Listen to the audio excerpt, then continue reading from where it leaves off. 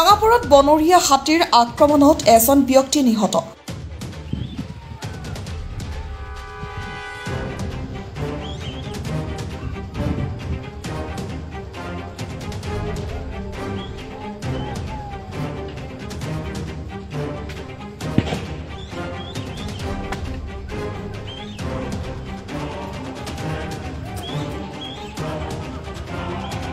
নিহত ব্যক্তিজনৰ নাম কৃষ্ণ খেৰিয়া।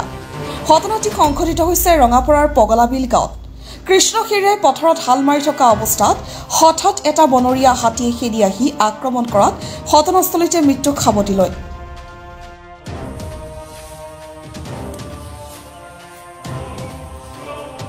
দ্য নৰ্থ ইষ্ট টাইমছৰ দৰ্শকক পুনৰ জনাইছো, ৰঙাপুৰত বনৰীয়া হাতীৰ আক্ৰমণত এজন ব্যক্তি নিহত।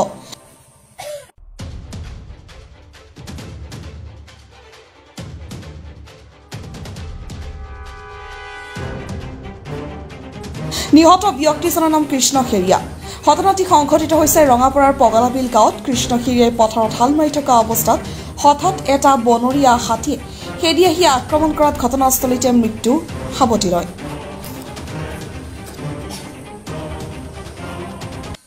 হাতী ৰাস্তা ফালেদি আহি আছিলে, তাৰপিছত হাতীটো চাই কিনে মই দৌৰি পলাই গলো।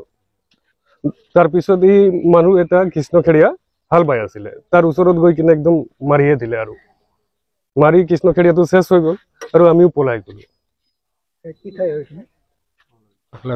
পাগলাবিল গাঁৱত 4:30 বজাত ৰাতিপুৱা। আৰু এটাই হাতী খুব ডাঙৰ আছে। ওইদিকে চাই মানে একটা হাতি আলে, মই দেখলো, মই ওটাকে মই जान बताके मैं भागलो। ओके मालिश रे मैं नहीं देखली, मैं भागिए गेली। तो कितना बजे हो रही घटना? 4 बजे रकम हो रही।